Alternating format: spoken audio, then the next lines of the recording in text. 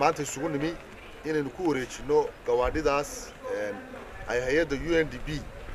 ku soo wareejisay maxkamadaha iyo garsoorka guud ahaan waxaana loogu talagalay in maxay hay'aday la gaarsiiyo gobollo 5 gobol oo Soomaaliland si ay ugu isticmaalaan maxkamadaha wareega iyo wixii kale baahiye ay u qabaanba marka si ay transparent u noqoto anaguna 5tii gobol ayaan maanta gacanta ka galinaa marka halkan waxa ila taagan gudoomiyaashii 5tii gobol dhinaca amaga ka soo bilowdo gudoomiyaha maxkamadda gobolka Hargeysa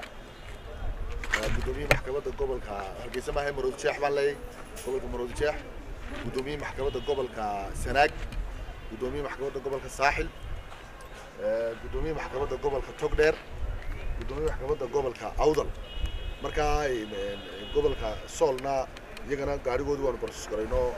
codsi waan ugu jirnaa aanu gudbinay madaxweynaha marka gobol walba maanta lagu wareejinaya marka xafladii ku wareejinta weeye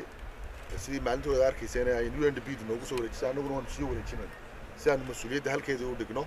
marka hawshaasaan maanta idugu yeernay muhiimaduna waxa weeyaan sababta gobolada imika markii la qorsheynayay maxkamadda sare waa lagu qori kari lahaa ama maxkamadaha kale Hargeysa waa lagu qori kari lahaa laakiin sababta gobolada loo tixgeliyo waxa weeyaan baahi baa taala talabaad kale waxa weeyaan cadaalad waa inay dadka halkeeda ku gaarto marka imika qorshaha cadaaladda isbedelkan iyo reformka socda waxa weeye in cadaaladda iyo garsoorka